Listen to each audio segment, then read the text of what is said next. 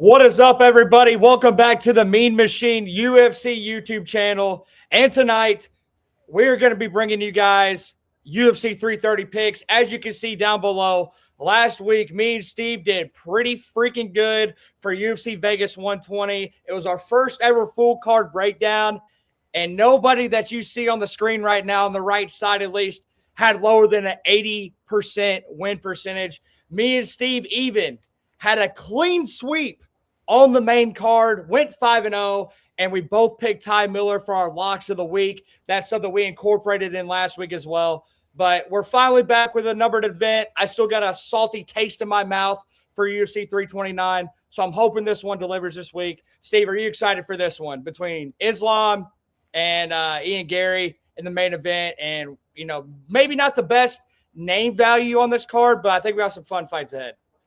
No, man, this is a good numbered card. I think this is a fun one, honestly. There's a lot of fun fights on this card, honestly. I think there's going to be a lot of finishes in this card. Of course, you know, you'll see a few decisions. We did awesome last week. I mean, like kind of what it's showing at the bottom of the screen, man. 8-2 out of a whole pick of the whole entire card. Max went 9-1. Our lock was good with Ty Miller, a New Mexican vet. God was a stud. And yeah, man, we're just trying to give you guys the best input, at least from me being a fighter, Max being just a huge UFC fan and analyst, and we try to give you guys our best input. Yeah, absolutely. And we did right there. I will say the one beside my name at the bottom of the screen, it was none other than the Vanilla Gorilla that kept me from going 10-0 last week. So Louis, you're on my poop list, buddy. I don't know about it. But anyways, we'll go ahead and get into it. If you guys were here last week, we appreciate you joining us again this week. We're going to fly through the prelims on this. We're going to just try to give you guys what we think is going to happen, who we think is going to win, so we can shoot up to the main card and give you a more in-depth breakdown. I will say, if you are watching this video, yesterday, me and Steve just posted the first ever Jeopardy video ever done on this channel. We're trying to bring you guys different stuff, different content other than just picks. And Malcolm Wellmaker was a great guest to have on the channel to play Jeopardy against Steve. That was a phenomenal video. So if you are going to watch this, get some picks in, put out some bet slips, make sure you go watch that video right after this. It's only 16 minutes long, and it was pretty funny. I had a great time having Malcolm on. He'll probably be back on there again. It was a very competitive game, too. Had a lot of laughs. So guys, go down there and also comment and do all that stuff too, because we were talking to Wellmaker, and we might bring him back on if you guys are interested. So just keep that in mind. If you want to see more guests on this channel, I know you guys like our predictions and our picks, but we are going to try to bring more content. Some of you guys like it, some of you guys don't care, but at the end of the day, we're trying to give you guys the most. So feel free to go down to that page or to that video as well. And, you know, show some love, do whatever you can. Let's get these videos pushed out there. And we're just going to keep trying to push out solid content along with what you guys are here for, the predictions. Absolutely. And Steve is approaching on 2,000 subscribers as well. So if you are new to the channel this week, because of the amount of videos that are being put out, make sure you do not leave the channel without hitting that subscribe button. But we're going to go ahead and get into the picks now. We know you guys are here for it. As you can see, me and Steve have a pretty good track record. I think off the top of my head, me and Steve have maybe missed a combined like 8 or 9 fights total in the last month. Like, we have been absolutely cooking. So if you are wanting to make some money and trying to get some different insight on these bets and these fights that are happening, this is absolutely the channel to be. But we're going to go ahead and kick it off with the man that's fighting in his home area. We got Jeremiah Wells taking on everybody's favorite meme, or Mazabek Orolbai. And as you know on this channel, we don't pronounce names right. We're American. We don't do that. So anyways, we got Wells and Orolbai. Steve, what do you like in this one?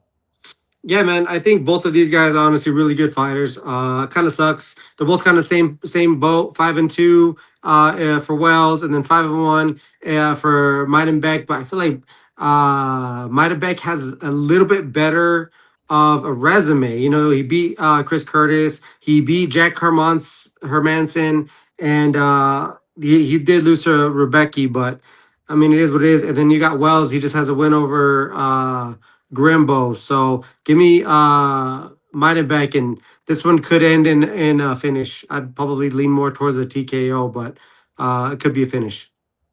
I absolutely agree with Steve there. I think Orolbai is going to be better on the feet and on the ground here. So give me Orolbai inside the distance to kick this one off. I think he's a dark horse right now in this welterweight division. It's stacked. I'm not sure if he's taking down any top 10 dudes right now, but as you guys can see, Tapology at least has him ranked as high as 17. I think he's a threat on the ground in this one. I think he's a threat on the feet. So give me Orolbai inside the distance. That's what I'm going to start off this card with. We'll move on to the next one.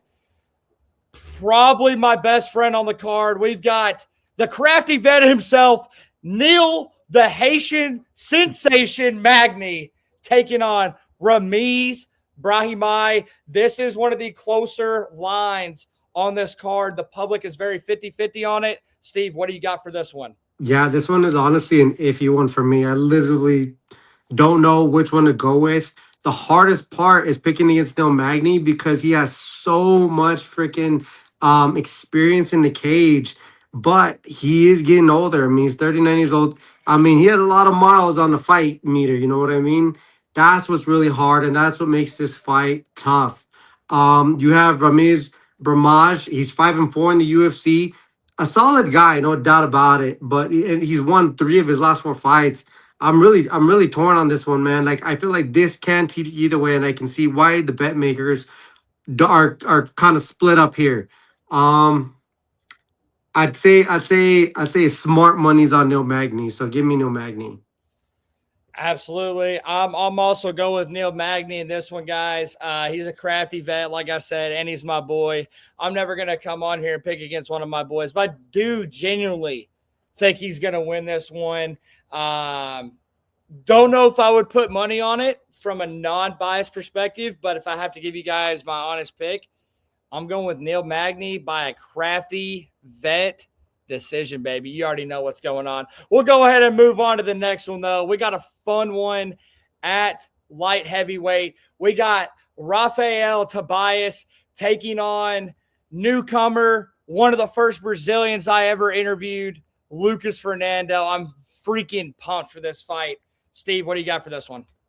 Yeah, man, this is a kind of an interesting one too. We got Rafa Tobias. He's 0-1 in the UFC, and then we have Lucas Fernando, who lost in the Contender Series, but he figured something out. Went back to LFA, and he went, I think, on a 5-fight win streak, dude. Like this guy was, I don't know, he's a madman. I think it was like 4 fights or something like that. So, I mean, if you want to go with the hot hand, you go with Lucas Fernando, right? Or do you go with Rafael Tobias, who has 1 loss in the UFC? I don't like this one either, dude. I'll probably go with let's go with Rafael Fernando.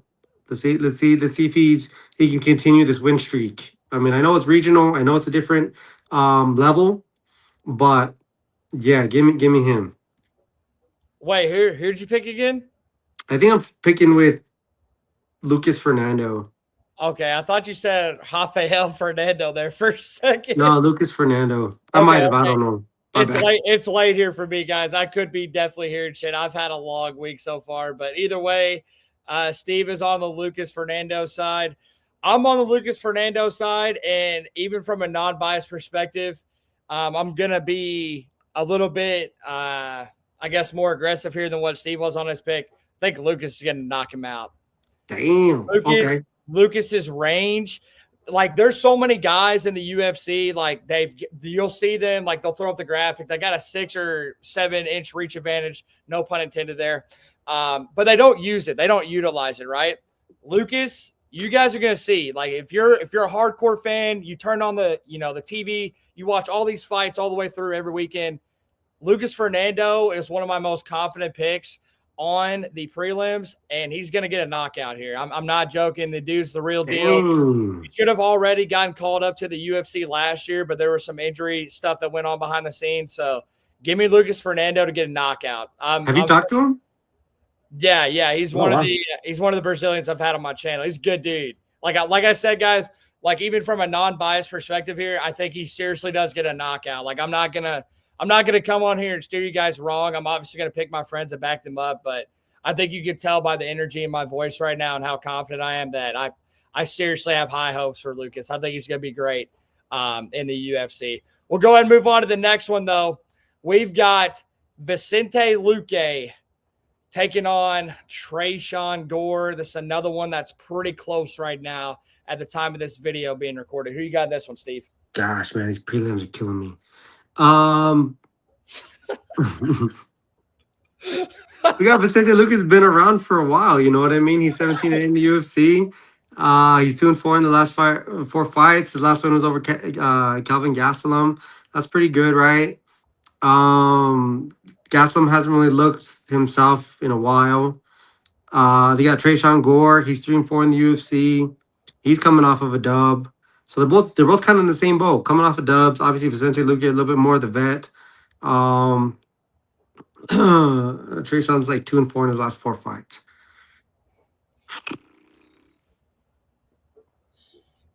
Well, I don't really have any stalling tactics for tonight. So I don't know, man. Give me guys, this one's also another iffy for me. So just give me a little bit more of the. I mean, he's a little bit tall. He's 6 foot. They got the same range. Tresean Gore is just he's a little bit more younger. I don't know. I'm just gonna pick this guy just because. So give me Gore. All right. Steve is going with Tresean Gore. This is going to be the first fight of the night that me and him have different picks.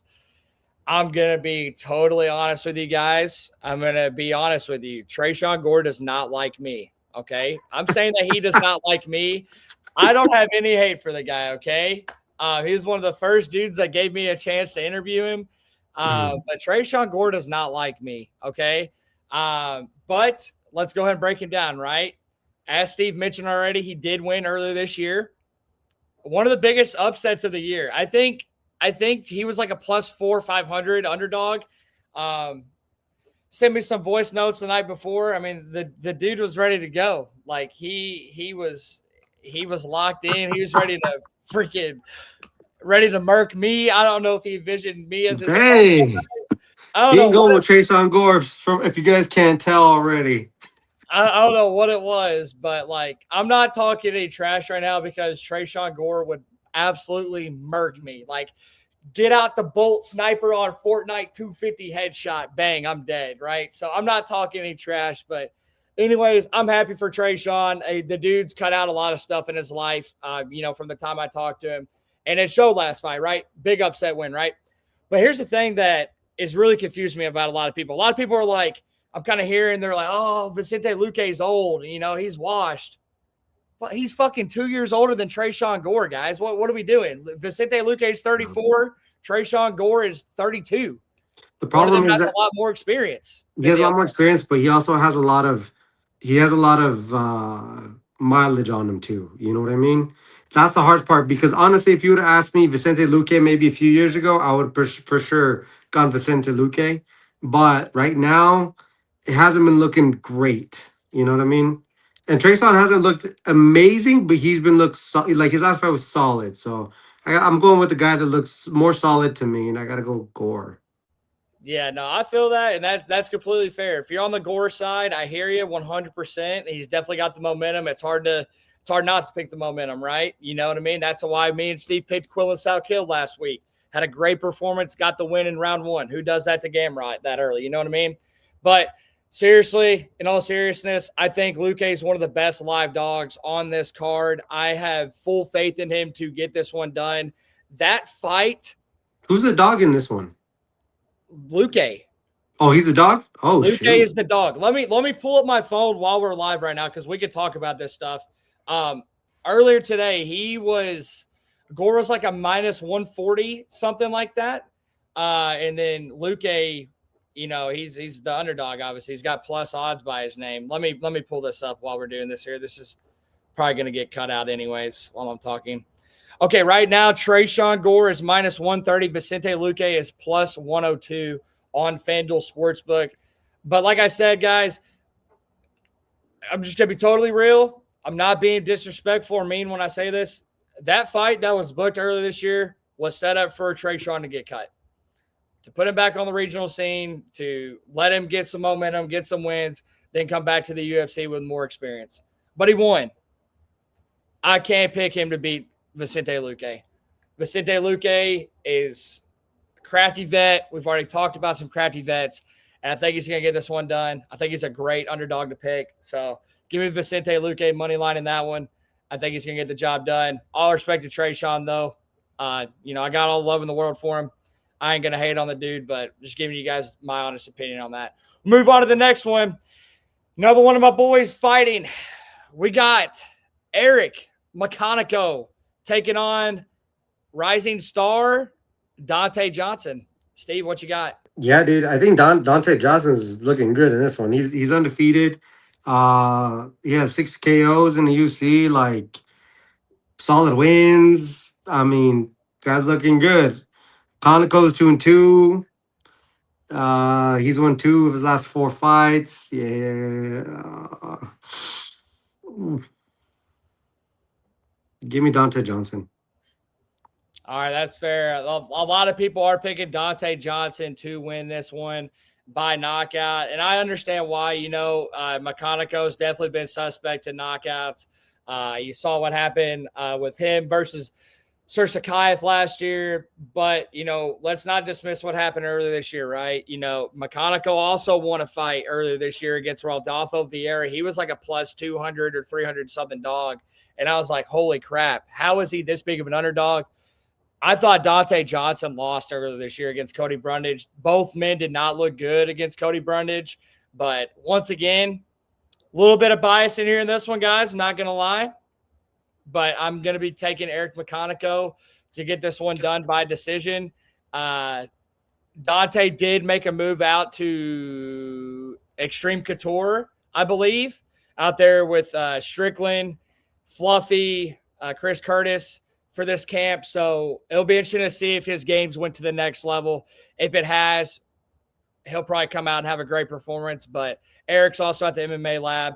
I'm going to be backing Eric. I think he's a great underdog to pick. I'm not telling you to bet your house on him, but I think Eric can get this one done for sure, as Dante almost lost earlier this year to Cody Brundage. We'll move on to the next one, though. Steve has a very strong opinion in this fight, so I'm going to go ahead and let Steve cook here. We've got a fun one, though, at 155. We got Jalen Turner taking on Kai Fernandes. Oh, yeah. No, I like Jalen Turner a lot in this one, man. He's I've trained with this guy a while back, and he's had his ups and downs in the UFC, but he's been coming on strong. He always honestly has a solid performance, usually anytime that he's in the cage. He just honestly messes up in like judgment, like with the Moicano thing or whatever the case is. But I'm honestly a huge Jalen Turner fan. This is a little bit of bias, but to be honest, there's a reason. I mean, the dude is really, really good. The dude is freaking long. I mean, he'll just dab you up like a range that you can't even get in. And he's fighting that Fernandes guy, and he has a 73-inch reach. Jalen Turner has 77, so he hasn't beat there. Fernandes is 5'8", and Jalen Turner is 6'2". Yeah, man, and they're both the same age. Like this guy's a stud. Jalen Turner probably should be. He has a potential definitely to be top 10. There's no doubt about it. Top 10 should be where he's at. If he's not there already, I don't know where he's ranked at. But that would be my personal opinion, and he will be the lock of the week for me. So give me Jalen Turner, I think, by KO. Absolutely, and I'm not going to show that graphic yet because me and Steve have even kicked it up a notch this week for you guys. We're giving you 2 picks for our lock of the week. I felt like the Ty Miller thing last week was a little too easy. No disrespect to Billy Ray Golf or anything like that, but the dude's had a long layoff. Ty Miller's a surging prospect, so he did pretty good work of him. But this is the most confusing thing that I've seen the whole week. Obviously, we're using Tapology right now, guys, so you can see right here in front of us. I look at what the public's picking, okay? I look at the lines, too. Fernandez's last fight was Harry Hardwick. Harry Hardwick. And some of you guys are betting Fernandes to win by knockout here. Fuck no. Fuck no. If you're on the Fernandes side, I have no idea how the line. Jalen Turner's like minus 175 right now. Is it close? It's close. If that doesn't widen, I don't know. I don't know what's going on. Maybe people know something about Turner. Maybe he's hurt behind the scenes. I don't know. This seems like one of the most obvious picks on the card for me. Steve already said it. The height, the range, the explosiveness, the power, that is all in favor of Jalen Turner. The only thing that Fernandes does have going for him, he's not going to be able to kick Jalen like he did Harry Hardwick, but Fernandes does. He does have some good calf kicks on the table, so that's going to definitely be a factor in this. If Jalen can check those and get out of the way of the low calf kicks, he'll be fine. I think he'll snipe Fernandes. I think Jalen's going to get a knockout too, so I'm completely on the same side as Steve there. I have no idea why people think Fernandes is going to win, but if he wins, come talk shit to me. I don't care. We'll move on to the next one. We've got a fun one at welterweight. We've got Njokuani taking on short notice Yoel Alvarez. Steve, this is going to be a fun one in the featured prelim of the evening. What you got? This is a hard one. This is hard for me because honestly, I'm kind of a fan of Chidi too, bro. He's 5-5 in the UFC. Joel Alvarez is 8-3 in the UFC, and he likes to win by subs too, bro. So like he's good. I like his finishability. Njokuani, like when he's on point, this dude is dangerous. At least I think he's dangerous. Joel Alvarez, I think he's solid. You know, he's just solid all the way around. You know what I mean? He's won 3 of his last 4 fights.